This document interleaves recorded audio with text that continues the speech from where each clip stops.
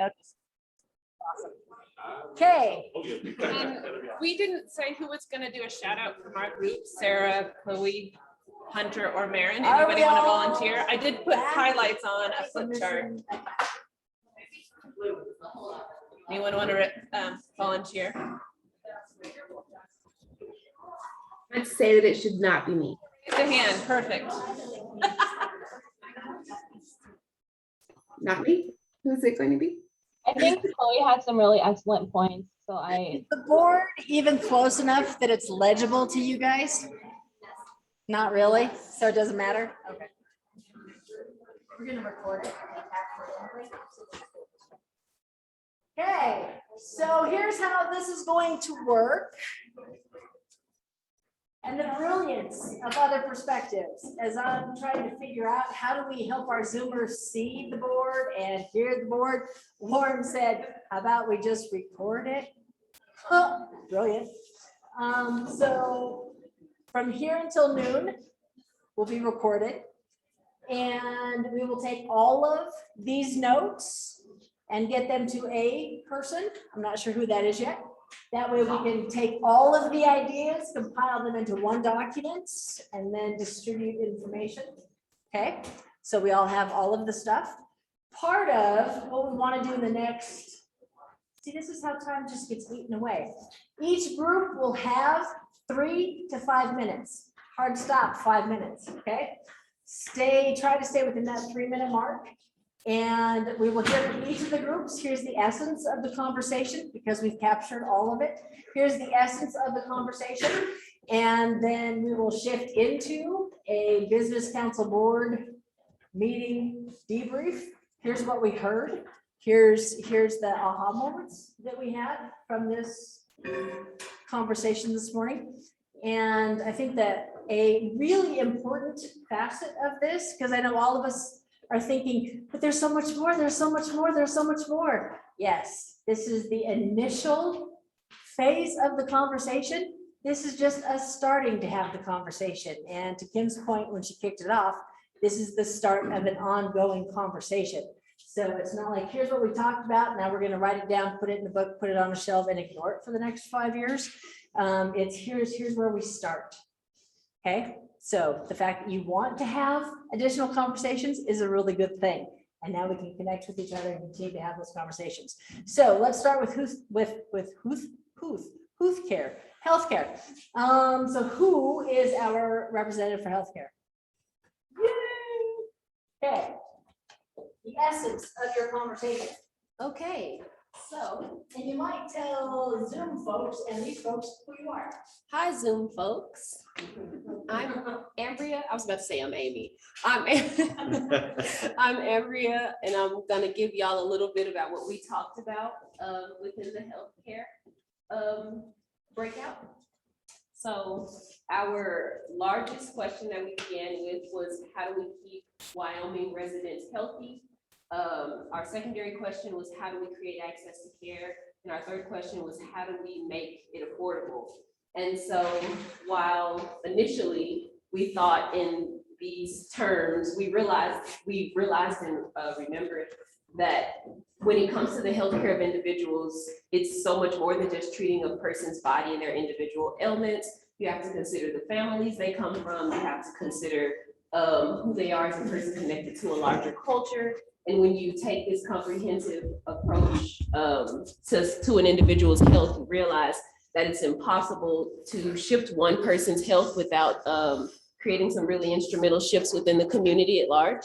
So then we ended up getting into this much broader conversation about how do we create opportunities to support people in all aspects of our lives to end up improving health. And so we had ideas like school-based healthcare systems. We ended up having the conversation around, of course, mental health, wondering what are the best ways to attract and retain talent as it relates to a medical school, because a lot of folks brought up the fact that we have some gaps as it relates to attracting, training, and retaining medical professionals.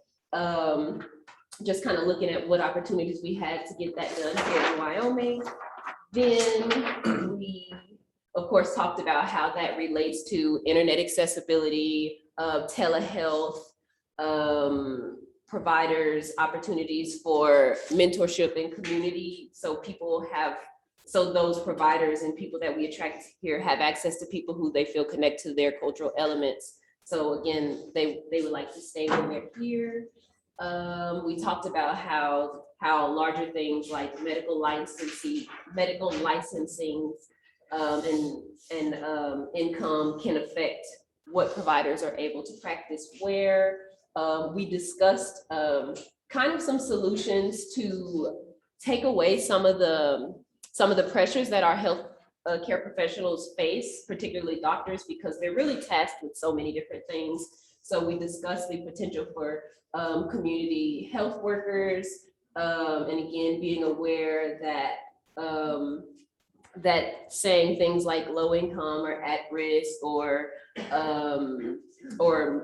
things like that are not a proxy for are not replacements for addressing people in their actual cultural context, their race, their orientation, all of those aspects.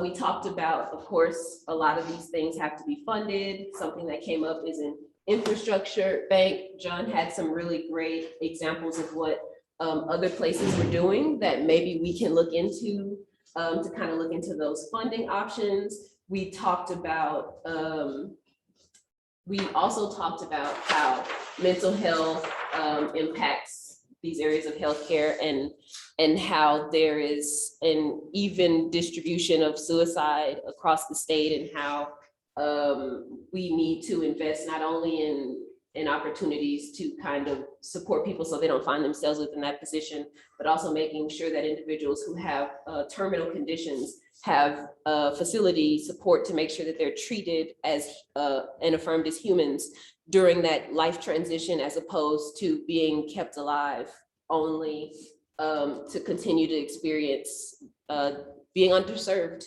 I'm sure there were, of course, we talked about Medicaid expansion is very instrumental to that conversation.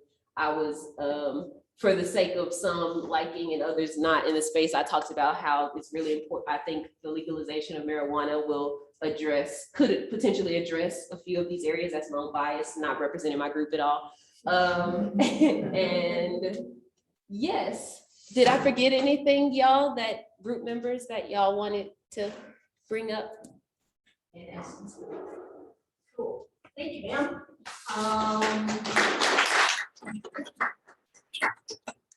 Let's have, who are you guys? No, youth inclusivity. Okay, hit it. Okay. You just bring the whole thing up here. Okay. We'll just start stacking. Tell people who you are. And guys, you can safely put those down when you're up, just so that the folks.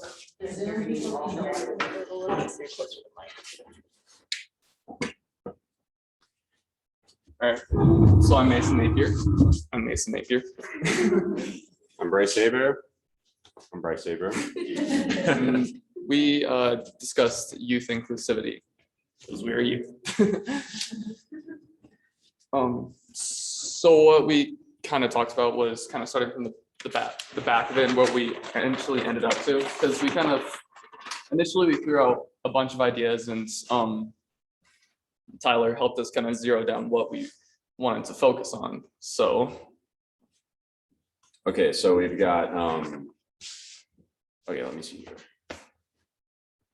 Okay, so we kind of discussed kind of in our groups that how do I word this? On the spot. Well, we're just talking, I know, but we're in front and stuff, so. Kind of present. Okay, anyways, these are just kind of the 4 things we came up with.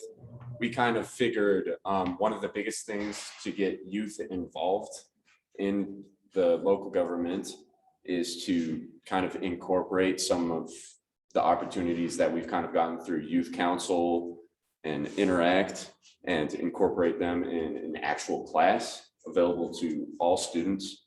And that would really help inclusivity in that regard. We also kind of looked at, we also kind of talked about how some of the classes that are currently in place, like, for example, I took an entrepreneurship class and a marketing class, both within these past couple of years. And we talked about how those kind of didn't give us everything that we needed to actually carry out and start a business, for example. So we talked about how we can maybe incorporate mentorship opportunities or kind of, you know, more real life scenarios that we can work off of. Another thing that we talked about was kind of this idea of centralizing Wyoming and providing programs all around. One of the things I mostly hit on kind of heavily was providing an academic decathlon team for not just Casper, but like any city that doesn't already have an academic decathlon team, and extending that towards Interact and CYC, which Interact, if you don't know, is an extension of Rotary, and CYC is Casper Youth Council. And if we could provide, you know, kind of be the flagship team that gets, you know, CYC and Interact in Riverton or Gillette or Sheridan or anything like that, that would kind of centralize Wyoming as a whole, as well as academic decathlon team. Another thing we hit on a lot heavily was mentorship and internships, and kind of what I was asking the whole time was like, how would I ask for mentorship? And we boiled it down to like, you have to know someone to like find an internship or mentorship program. And one of the solves that we had for that problem was kind of creating a website or like a program that would work out like Match.com or Indeed or like, you know, jobsearch.com, where you would go on the website and find people that are looking for mentors or internships. Here's the company that needs people, and here's the people who want to do those things. It's about a minute. Yeah, then going back. Yeah, we're just kind of working backwards so that we knew we could fit in our big four things. So another thing we talked about was infrastructure and how we would you know, kind of support infrastructure and kind of create a long-term solve for this. And one of the big things was having a high-speed road from Billings, Montana to Denver, Colorado. And Bryce, would like to take it away. okay, so we kind of talked about like how that might affect our community and how some of the stuff that you can find in like Denver, Colorado, and stuff like that, for example, you might want that, but you might not want to live there. So something like a high-speed railway would help kind of incorporate that at the same time. So while still maintaining a population in Wyoming. And the way that we'd be able to fund that was by creating smaller businesses or transitioning businesses that are taken from like the energy facilities that are eventually going to be shut down and transitioning them into like other things. Like, for example, Bryce's dad was a huge oil guy and created parts for oil companies, and then transitioned his business into an engraving company that worked with CO2 in some way. Yeah, so we had, he initially created tools for drilling rigs to be sent down under super oil related things. And then the market crashed because of COVID. So he ended up having to transition from making parts for oil rigs to, for example, creating custom water bottles that are engraved and then selling that to businesses, or there's this thing called a cryogenic treatment, which actually changes the molecular structure of a metal and makes it stronger. So he offers that for car goods, guns, pretty much anything metal, like golf clubs is something that he does. And then, yeah, he's had to kind of adapt because of the market fall. So if we can get more people to kind of do that, because we know oil might be kind of dropping steadily. So if we can get more people to do that, that'll definitely help the economy and switch it from a boom and bust scenario to more of a sustainable rise. I'm gonna interrupt you guys, pause you guys, so you hear from the next group. Awesome. Okay? I just want to add, I know I was running around, but just as part of that group, it was also really interesting to just kind of take a bird's eye and on our conversation in the group and watch how we had some folks outside the demographic that were, that urged to hold on to your thought and your solution and your idea to allow them to fully flesh out what they're talking about, what they want to get across. Then you add your information into it. It was also really cool to see just a rather eagerness about like them being speaking and being part of this. And now we just need to figure out how that's an everyday thing and not a once this year, when's next. So Yeah. you guys are awesome. Did you guys have to say Spaceballs? No, we actually surprisingly. All right.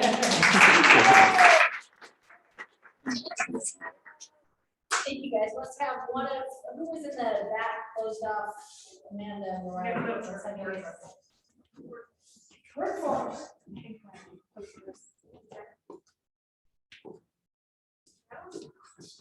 Work to stick to that kind of 3-minute mark. I think that'll stay. Okay. Everyone online here, I'm Amanda Sherlin. Our group talked about workforce, and this is obviously a huge, very complicated problem in Wyoming.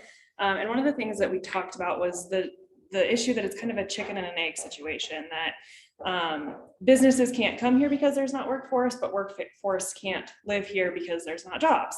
So it's kind of solving that issue, which is obviously very complicated. And what we realized was kind of the key to a lot of that is to build communities that people want to live, because then people have to bring their businesses here. So it kind of starts with a culture piece. Mariah talked a lot about how, as they're recruiting companies with Advanced Casper, they're like, yeah, that's all great. What about Chick-fil-A? Which is kind of a silly example, but very realistic in that people want to live in communities that offer the amenities that they want. So that was a really big piece of what we talked about. But as we kind of went through this, we were talking with the business council folks that there are some of these programs to connect people to jobs that are just not well communicated, and that we are all very siloed in Wyoming in a lot of ways. That we started talking about like film and some of the initiatives that Casper is doing in the film industry, and we all learned that there is a very robust film program in Riverton at the community college, and that just kind of connecting those people and kind of maybe having some sort of a network of here's what's going on would be really helpful in making sure that we're funneling people into the right communities for the things that they want to do.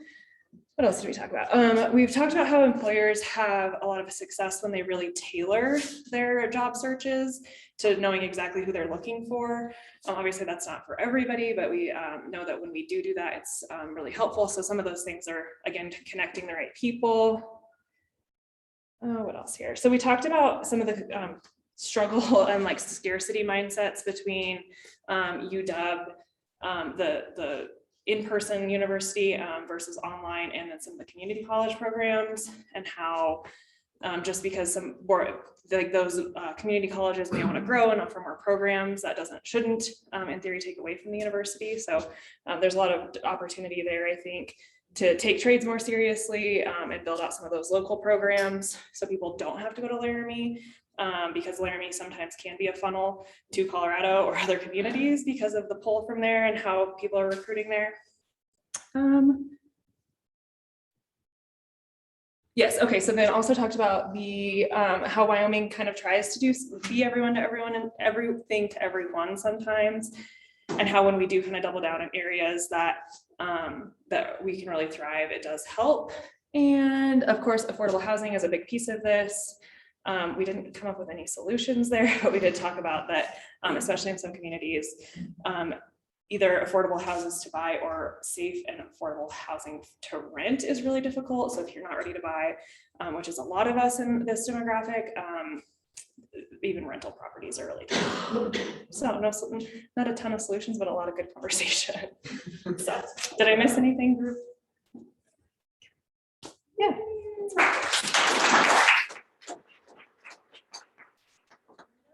Horrible, but when I went to Casper College, I remember how much my rent was for a 2-bedroom apartment, and ask what rent is for a 2-bedroom apartment now, and it's the same space. It's crazy. Let's see. We had, who was this? What was it? It's like $380 a month. Like $1,200 a month, and it's the same building, same apartment. So it's not like it's better. Okay, the other virtual mix group. Infrastructure. Infrastructure? Yep. Did we hear from you yet? I don't think so. We don't see you to the chair. Cool. Yeah. Okay, so all of our youth are out there. So if anybody wants to talk, I would encourage you to chime in and not let me talk. Does anybody virtually want to talk? All right. Well, Spencer was attempting. Yeah, I mean, I got closer to my camera, so same, it's just that effort right there. same. I mean, I guess, do you want to go through the bullet points, and then if you want me to add anything, I'm happy to do so, because I just can't see what we wrote, and I've probably already forgot like 2 of them. I can do that. I just didn't want to talk for everybody else was much younger than my demographic. So, all right. So on infrastructure, so we talked about infrastructure, and to be really honest, we didn't get much past affordable housing because we decided, well, if you're going to have this conversation, you have to have the weeds, right? Because on a grand scale of things, the list that you guys developed, which major kudos for coming up with that and organizing that so well, it's very impressive. You'll find that the demographics all around you are in the same boat as you are, right? And so it's the weeds that's the problem, because if it was all simple, we'd have solutions for it. And so the exciting thing, though, is having this conversation and getting you guys into the weeds and joining the rest of us who have been in the weeds trying to solve these problems, and some days hitting our heads against the wall and some days making a step forward. And so it's really getting into those hard conversations. And that's a lot of what we did, because I think that's a lot of the value of this, is really understanding the problems that we're trying to solve so we can start really trying to get to solutions. And of course, we had Spencer, who comes from Jackson and affordable housing in Jackson. If anybody can solve that problem, like you get major kudos, more than 10 points. So we talked about affordable housing and what that really means in terms of from youth, from your perspective, like what does that mean? What do you have to have there? Right. And then really looking at what does that mean for communities to be able to get there? You know, in Jackson, we have a land issue, and we also have a supply and demand, and that if somebody's willing to pay $2 million for a house, then somebody's willing to sell a house for $2 million. Right. And so how do you open up that market? And what does that look like in terms of, is it government intervention? Is it trying to convince private developers to develop not at their fullest of potential? You know, and kind of working through some of those weeds that are really messy and don't have a lot of clear answers. And so, you know, we really just talked a lot about those pieces and really a little bit, not a ton of solutions, but again, just a lot of progress in talking about what are the real problems there and what are possibilities for actually getting there. And I think really talking about the whole spectrum of, if you want government intervention and it requires money, where does that come from? And those are the pieces that I would especially encourage you guys as you're going through your ENGAGE process and having your summit, is let yourselves get messy and into the weeds. That's what we do at a business council level, is we have to deal with that. And so really start talking about those, because that's when you'll engage legislators and other policy and decision makers the most, when you can drop solutions on their table with a full thought out process that they can actually implement. And so we just had a lot of conversation around that, and you know, specifically around housing, but really trying to get to some of those levels. So real encouragement there, because what you guys have started is awesome. And so take it deeper and get messy and work through some of that, because that's where you'll be a lot more helpful, and everybody will clamor from there. So Spencer, Brian. I guess just to conclude on that, I think that's kind of where we were at, is that this is a really messy situation and super complex. And You know, the perspective that I think that we look at it from Engage is that affordable housing is critical to allowing new jobs, new types of new people from out of state, in state to move across the state, to have good, solid working careers and families in the areas that they want to be in. And you know, what we're seeing just in Jackson is that, you know, we can't house our EMTs, our teachers, our hospital workers, our police officers. I think there was a statistic, it was like, I think 80% of the police officers have to drive in over 65 miles or 45 miles for work each day. And, you know, those are things that affect the community on a very, you know, important thing when we have snowstorms and we have emergencies and all those different types of things.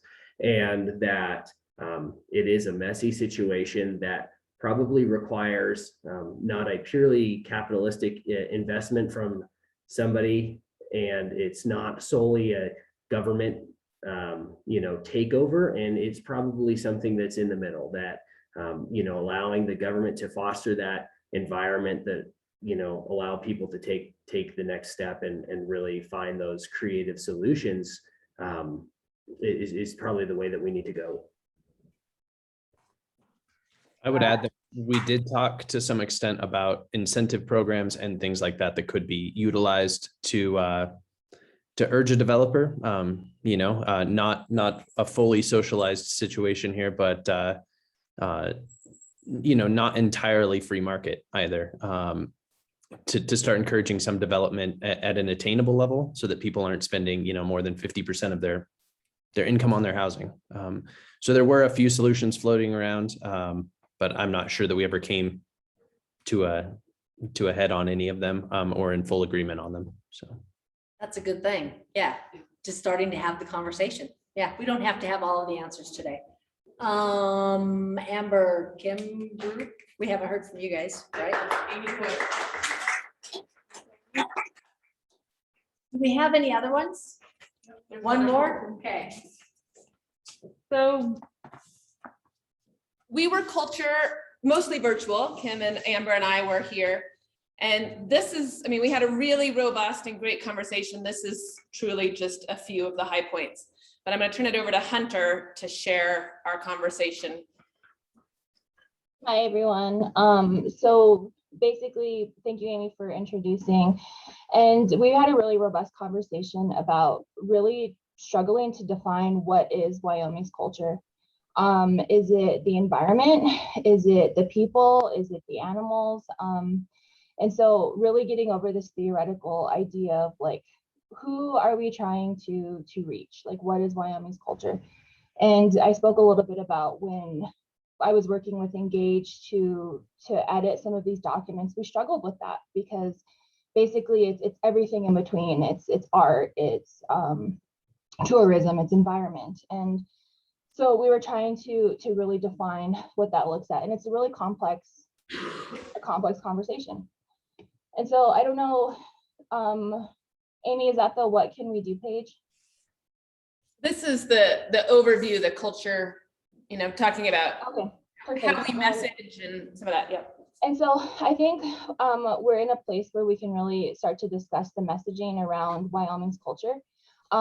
It's pretty apparent that Wyoming has changed, and Wyoming is constantly in a constant state of change, and the people are as well. But there's this resistance to admit that we are a changing population. And I think there's ways that the Business Council and the state can model, you know, telling those stories and diversifying the stories of the people. And so if we want to change over, what can we do? Well, I think at a state level, especially with the Business Council, like the best people to advocate are the ones that can advocate for themselves. And so I think if there is an opening, there should be people of color, and there should be representatives from Wind River on the Business Council being able to advocate for themselves. That is the same as there needs to be space made. We had this really beautiful 2 minutes. Yes. Okay, 2 minutes. This beautiful conversation about making space for youth that they can advocate for themselves. I applaud the two students in the room that spoke up and being able to tell those perspectives. And then the state needs to lead the charge in providing money for programs that reinvigorate the communities in the rural, like the rural west of Wyoming, not focusing so much on the large counties like Teton, Sheridan, and Park County that have a lot of people, but really building up those smaller rural communities and putting investment into programs that really engage with the breadth of those people. Did I miss anything? Sarah, Marin, Chloe? I think if I could add anything, it would just be that I don't think any of us here are necessarily trying to reinvent the wheel, right? Like Wyoming's identity and Wyoming's culture is why we're here. And it's why we want to stay here. And so if we can build on it to include, to be inclusive, I think that's gonna make all the difference. And we talked a lot about right towards the end of our conversation, and I actually would have loved to have heard what Amber wrapped up with, but you know, that narrative, that messaging about all of the different kinds of people, all of the different kinds of things that happen in the state, that really has to be driven by the state. That has to be driven by Wyoming, to have buy-in from people that are here already. That is where the cultural shift is going to really happen, I think, is at that state-led, narrative-driven initiative. I think that's all I have to add. Yeah, and kind of breaking the mold that Wyoming is one thing. I mean, I think it's beautiful that we're the cowboy state, but that seems like it's a very antiquated definition of the people and the perspectives that are here. And so I think if we can model that there are multiple groups, there's multiple expressions, and they have always been here, then I think that would be really attractive. So thanks.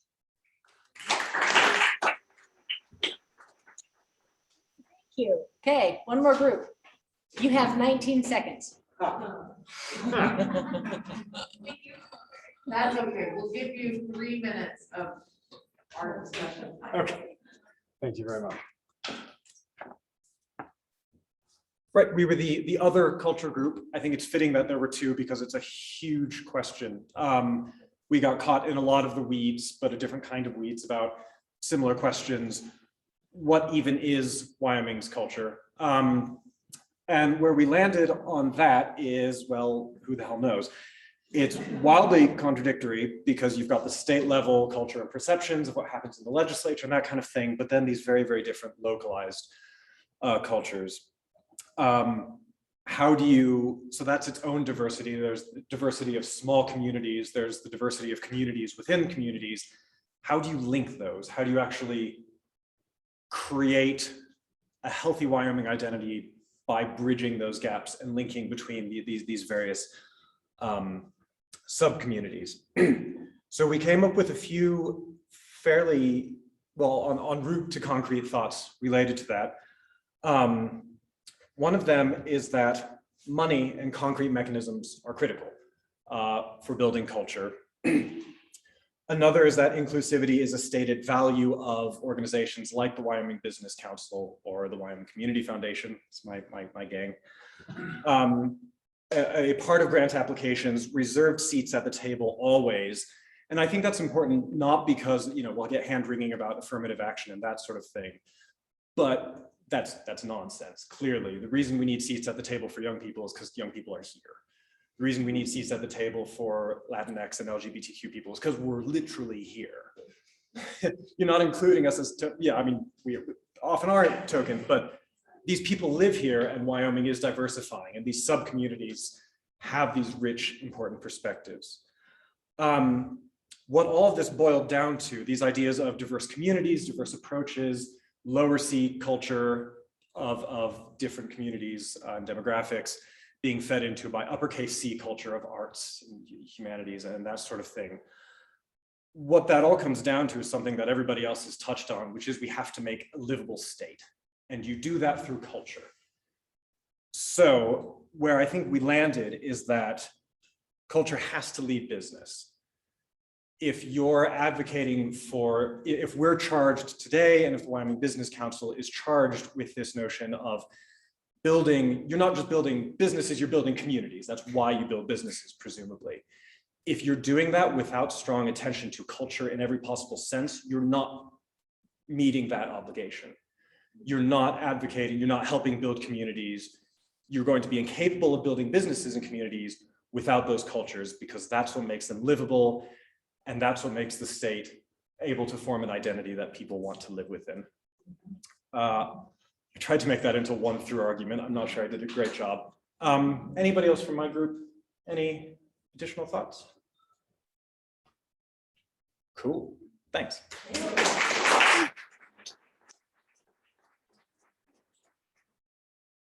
So question to Business Council, before I turn it over to you guys. Were the conversations this morning helpful? I think the small group breakout sessions could have lasted all day. So what I hear you saying is we need to intentionally plan more of these? Kind of what you're saying? Yeah. Well, and I mean, I was just getting a chat from Sarah, and I mean, if it's possible, I think it would be great to continue this relationship as, test groups. And how are we doing? We're putting out a website very soon, hopefully, and we want to make sure that it's inclusive and that it's also reaching you and the messaging is spot on. So, I mean, I'd love to continue to reach out and engage. Say, what are your thoughts on? So I think in a perfect world, that's the role that Engage could serve best. We've had to sort of build up to that, but if Engage can be like a known place to get this perspective that people can plug into, that would be ideal for us. I mean, that is the strong directive to us by folks that we talk to around the state, is saying we want to be connected, we want to be plugged in, we want to know what's going on, we want people to know what's going on with us. So if Engage can get to the point where some of our main focus is to be the connectivity point, I think that would be, I imagine that is what like Engage as a more mature organization can focus a lot on once these relationships are built. I want to see in that an end to that. I want to see a future where that's not needed, Yeah, where Engage is not. Right, and that Because to you me are. is to me that is Engage, like the crew that brought these people together.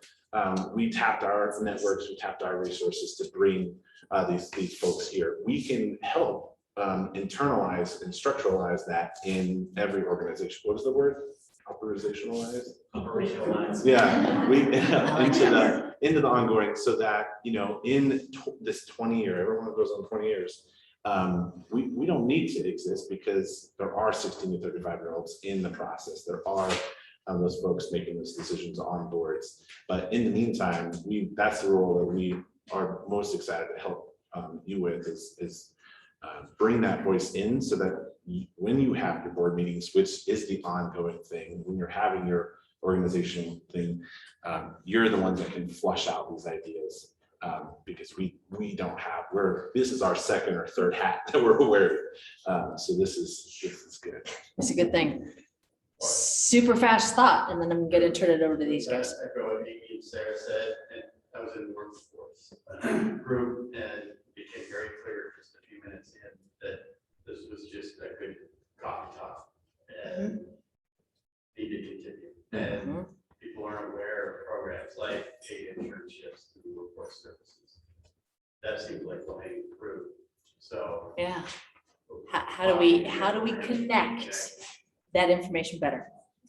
Okay, Kim, Josh, what do you want this business council debrief to look like? Well, Eric, you wanted to say something. Yes, so one thing that I would encourage to engage members is apply.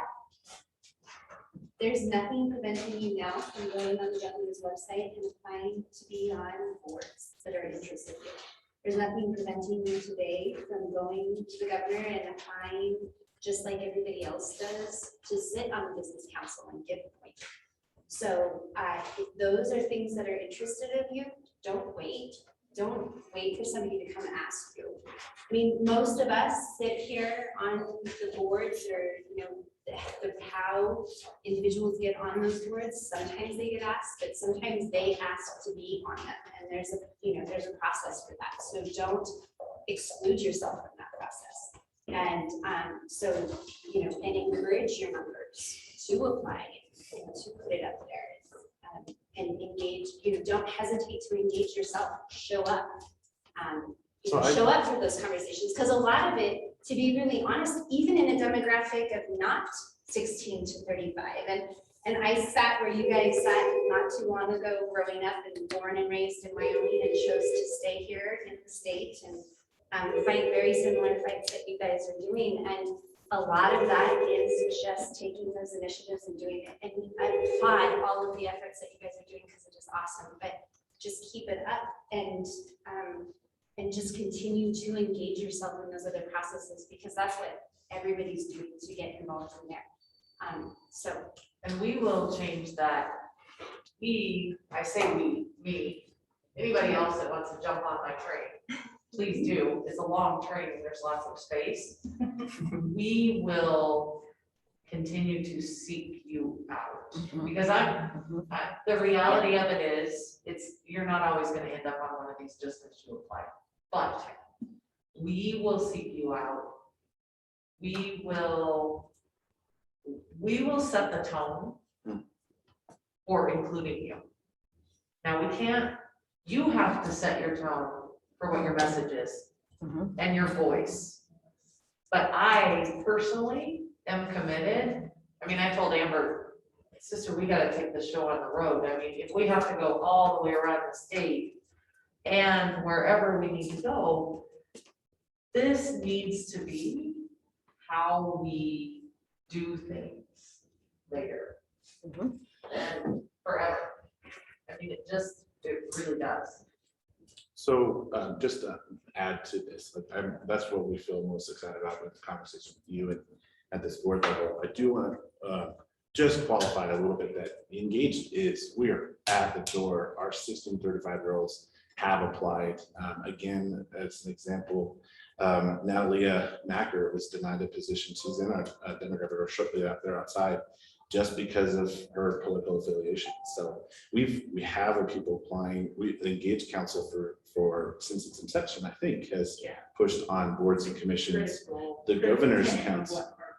Yeah, we work with the Governor's office to establish things that we can apply easier and actually apply. We have people out the door. They want us to fill these seats. We put this together in a couple of weeks, and this is these people are all involved. I sit on a number of state committees and a number of county committees. Amber's a city council person. We are here.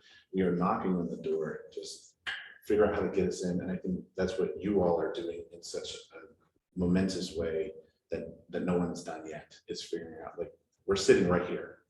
We're ready. Just keep us here. So how do we do it together? Okay. Debrief. What do we need to do? Business council. Board members, I mean, let me ask you, what were your takeaways today? What aha moments, light bulb moments? Things we could be doing, things we aren't doing, things we should, anything? I mean, what resonates? I can get us started on that. No, that's. But I report. We're actually the one that does that. But I need to try to sound smart for just a couple seconds here. So the board might go on. One of the things that hit me early on and repeated throughout the day was that at Business Council, we're working on how do we evaluate the services that we provide and the investments that we make. Right? We have this evaluation tool that we are launching for investments. And I thought about it and I was like, okay, so what are areas of our evaluation when we consider the tenets of engagement? And there are a couple things that really goes into the future, but not as many as I would like.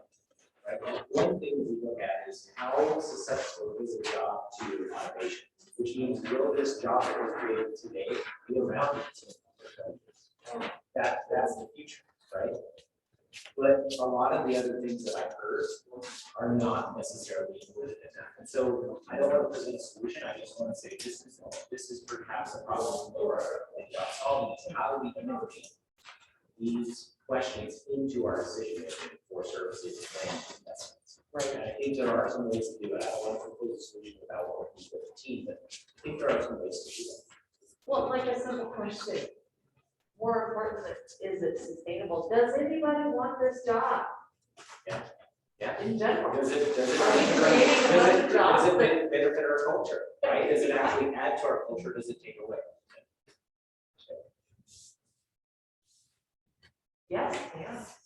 So I think, and I thought this in the beginning this morning, first thing is, and Josh, you started out saying, and Kim, you also too, not creating new programs and new projects for the business council and staff, and how do we integrate that together? Yeah, and at the end of the day, sitting in workforce talking with two other people is that we have programs and we can involve beginners using Engage as the beta test for some of the programs. I'm thinking in my head, I live it all the time, the Main Street approach and the Main Street program, how that just fits right into engaging our youth and we have a young professionals and for a junior Main Street and how we can pull all this together. And so taking the programs that are out of the business council, this working this into it.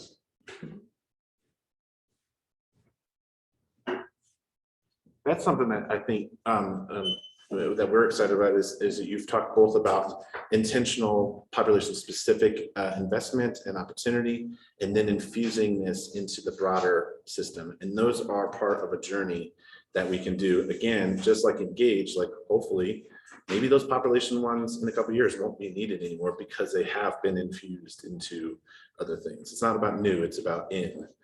Exactly, and I think that, and my favorite, and if people know me, is my favorite thing is R&D. And it's not research and development, it's revolve and duplicate. And so we can do this. Absolutely. There's a chance for the Totally weekend. put you on the spot. You can. I am. Well, what I heard, everybody that got up, your issues weren't very much different than our issues that we always come up and put on the charts. And your issues were so much like our issues. I'm going, well, let's just get everybody in, so when we drop a pebble into the water, we have a bigger splash. And coming in, because I want a bigger splash, when we go to the legislators, we have a project that we're doing, we want results without everyone making waves, no one's gonna win.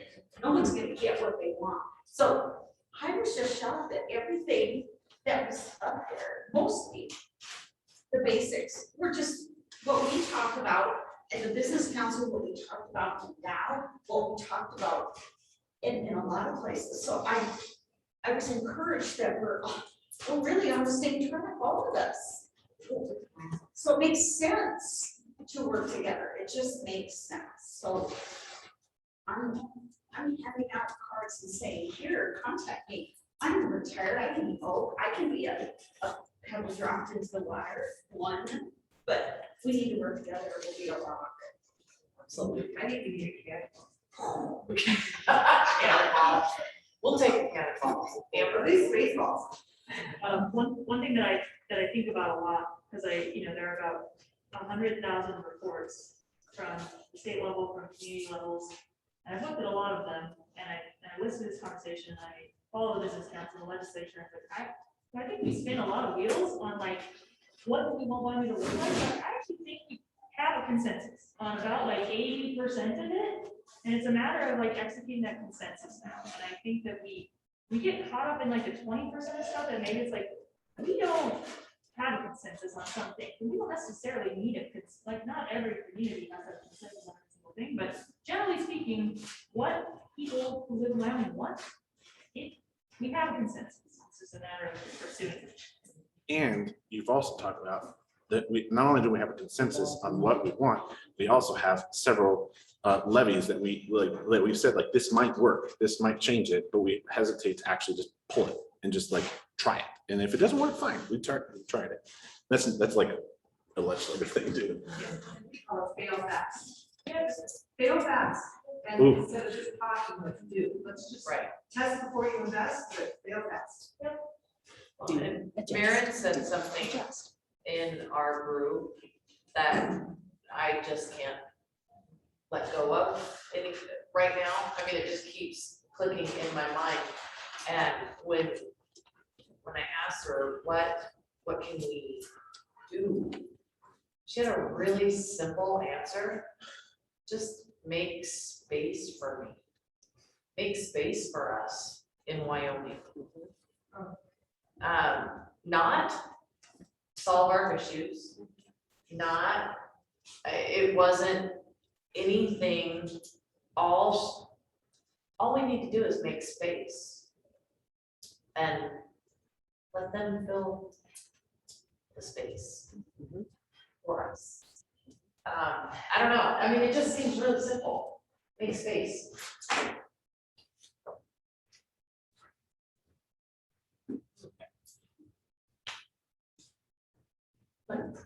Any of our online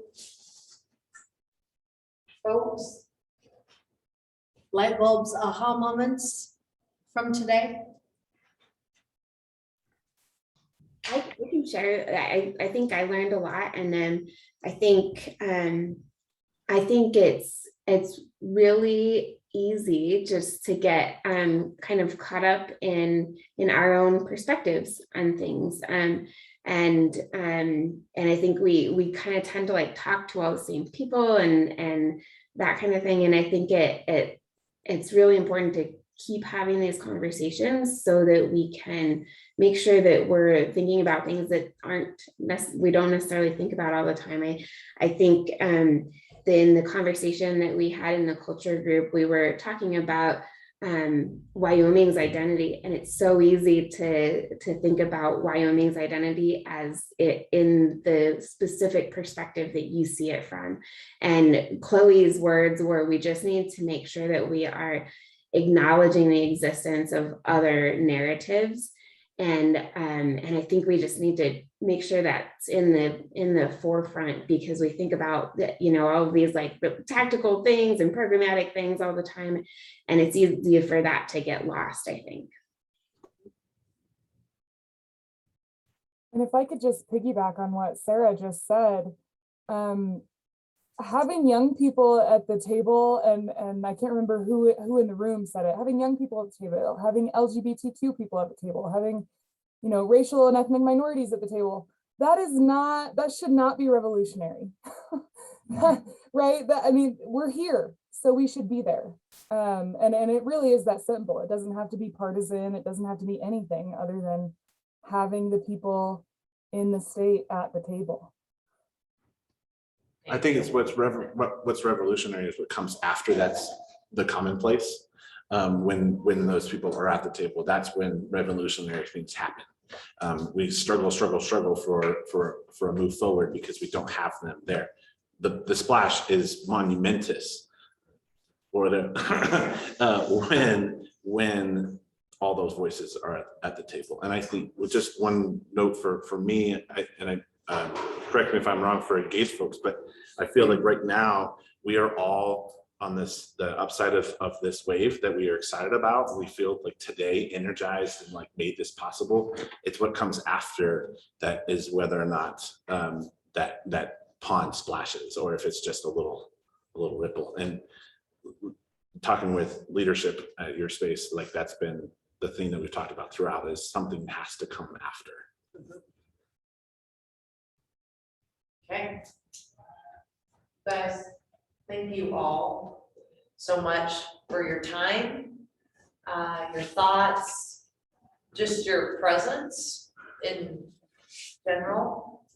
I appreciate it. It's what we do tomorrow that really matters. So today is a start. On that Yes. note, can I talk about tomorrow? Yes, you can. Like the literal sense of Yeah. tomorrow, not the figurative sense.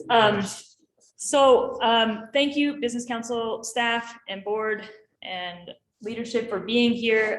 Thank you to all the engaged folks for being here as well. I'd like to invite you all to participate in the other element or the elements of the summit that we have that are kicking off tonight. So we kick off tonight with a panel discussion, and then tomorrow is chock full. If you haven't yet been to our website or the Facebook page, we have about 20 sessions, experts from around the state, across content area. We are covering some of what we talked about today and beyond.